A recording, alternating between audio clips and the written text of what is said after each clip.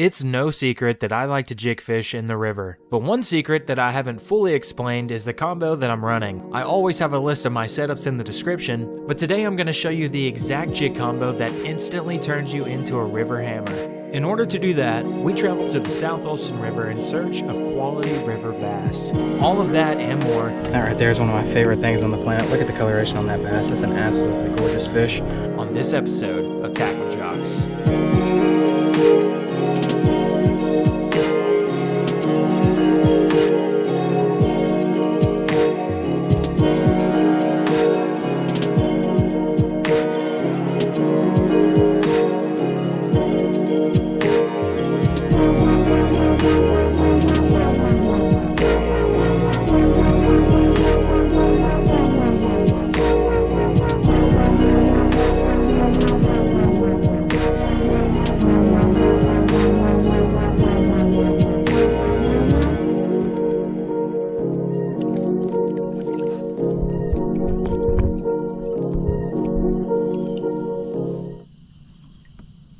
Good morning. Welcome back to another episode of TackleJox. Look at that.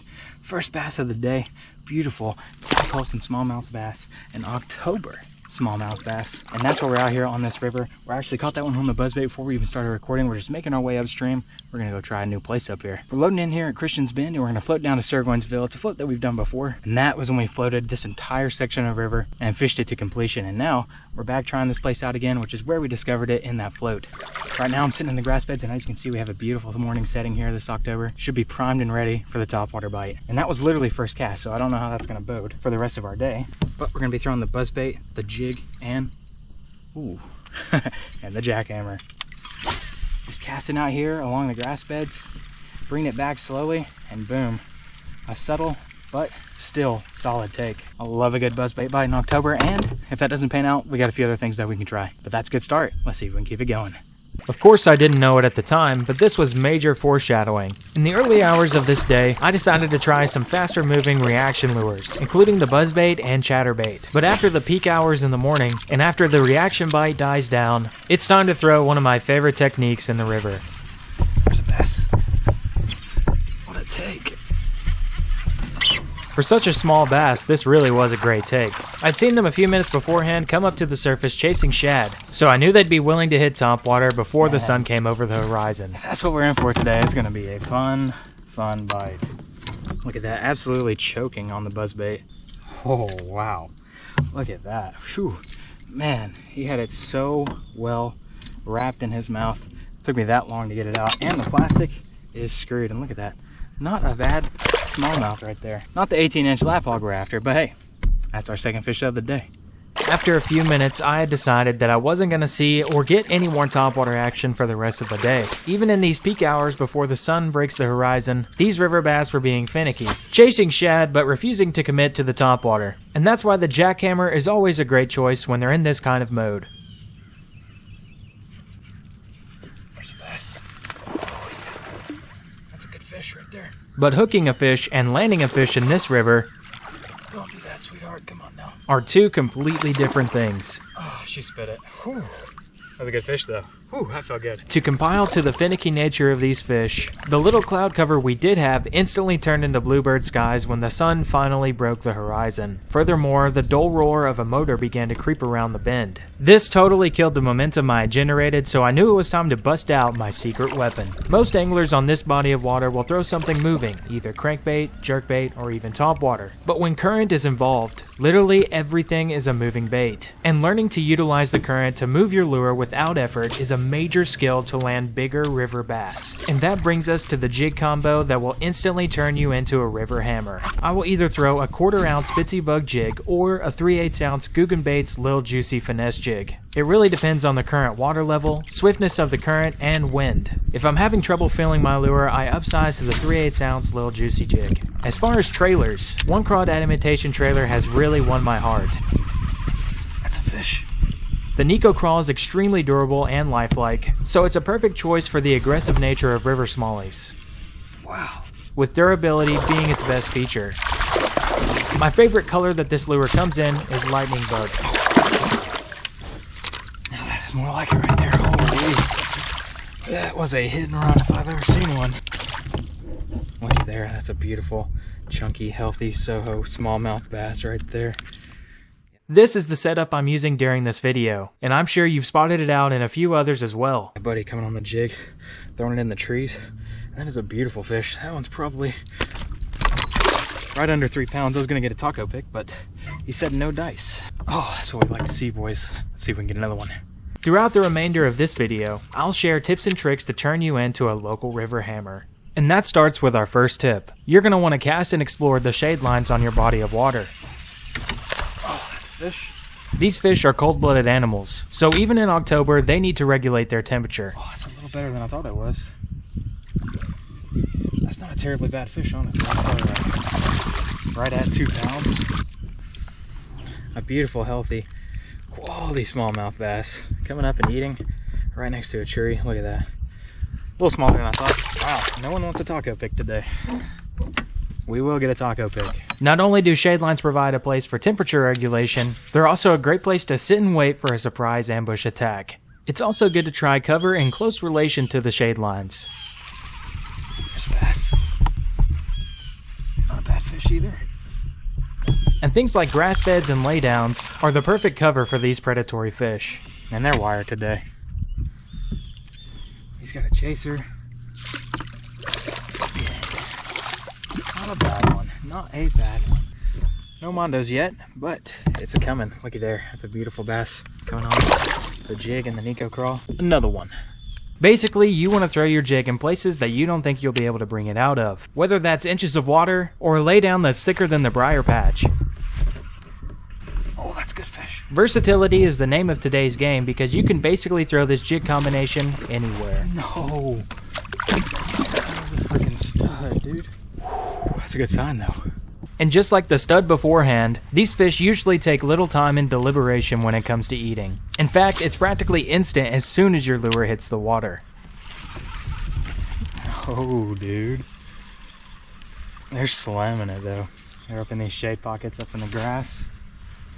Right here where the sun is beating the bank. They're sitting right here. Inches of water. So they're really hard to hook into. I know it sounds crazy to throw a bottom-oriented lure in shallow water, but really the proof is in the pudding. That's a bass. That's a really good fish, too. As I began reeling this chunky smallmouth to the kayak, it began to dive to the only piece of cover that it had available. Get out of the grass.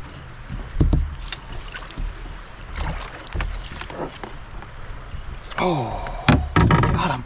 Barely. Oh my goodness. Look at that for a chunky bass. Beautiful and healthy.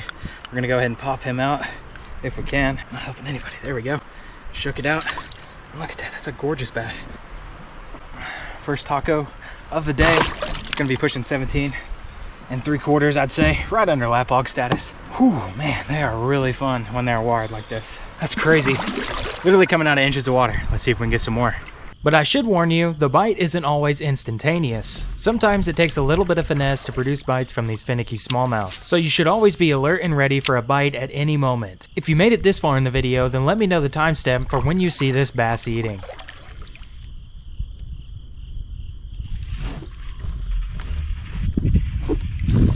Oh yeah, that's a good bass. It always amazes me how strong these river bass can get, but that's okay because these river smallies are always quick to remind me. How wired these fish are. It's crazy to me. I'm telling you, nothing beats a good old river smallmouth. Especially in this river, they are so strong coming on the jig. And the Nico crawl, look at that, beautiful taco. Send them back. No giants yet, but I'm sure one will come. There's a little bit deeper water. There's some slower moving water as well. We got bluebird skies today, so I'm expecting them to be in the shade, right on the edge of those shade lines and trees. It's gonna be awesome. Might even find us a largie or two in this kind of water. I would not be surprised, but I really do love smallmouth on the trees. That's one of my favorite ways to fish. Casting up on the bank in some shade pockets underneath trees, next to laydowns, and you can find some really quality river smallmouth doing that, as well as other species, but we are going for the river smallie, so let's see if we can get some more. This entire technique basically boils down into throwing something that they haven't really seen before, at least as far as style and presentation. And one unique way to present something that they haven't seen is by dangling your lure over a tree limb. In this clip, I accidentally cast my lure into a tree. Not only does this allow debris to fall into the water with your lure, it's an extremely natural presentation, and that's something these smallmouth can barely resist.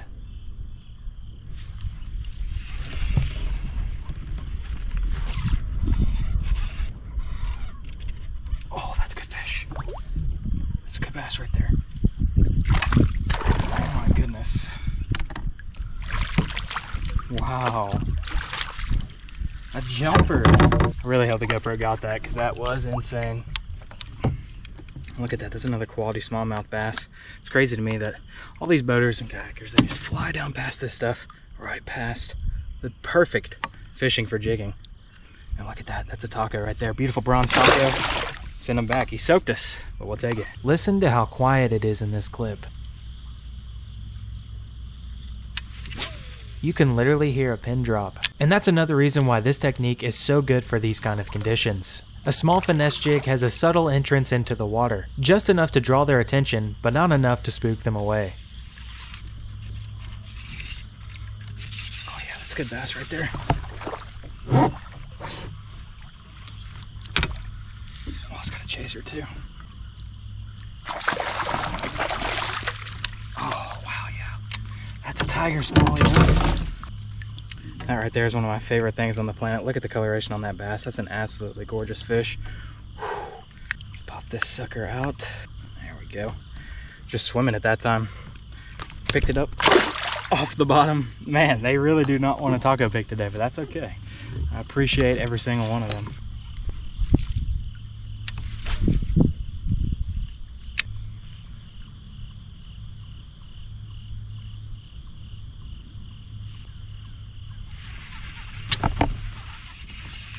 Oh, wow.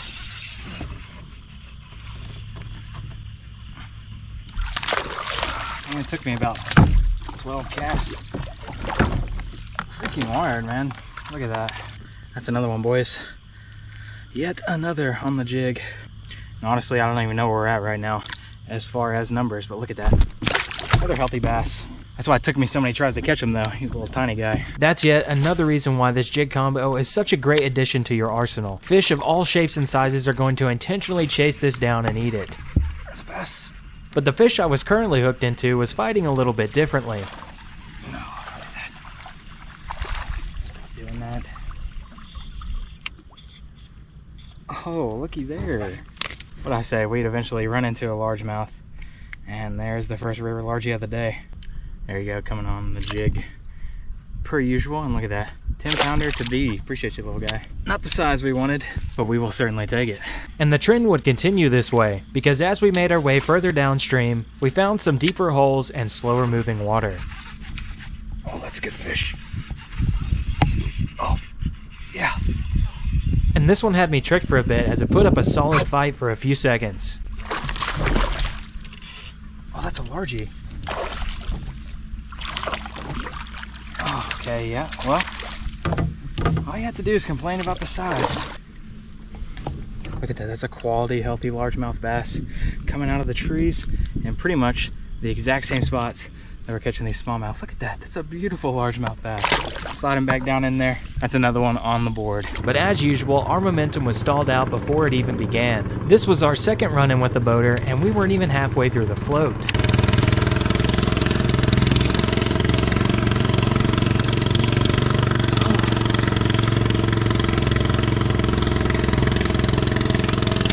To me, the river is about peace and tranquility. And while I grant you there's plenty of white noise to be had with the shoals of the river, the rapids, and the waterfalls, I believe that the best way to target these fish is through stealthy tactics.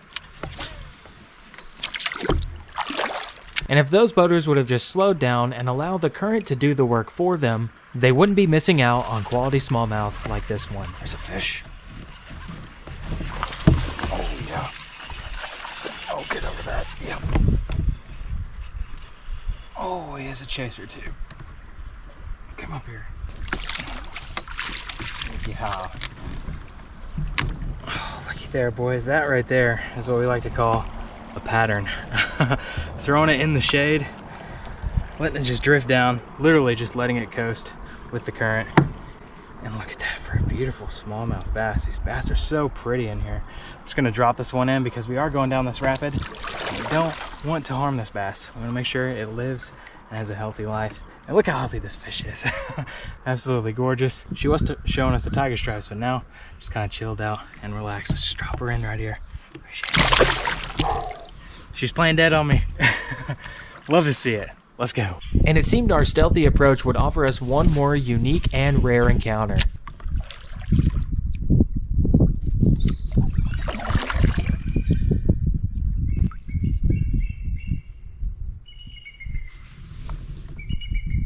It's a bald eagle. Hey, buddy.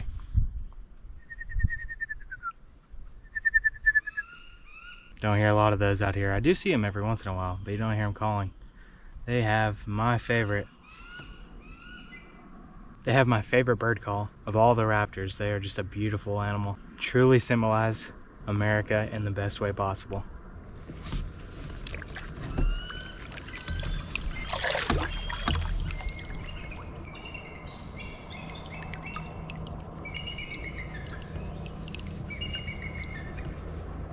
Just beautiful.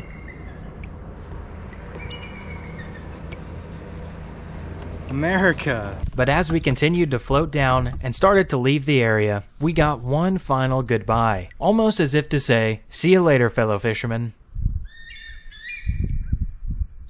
It's something that could bring a smile to anyone's face.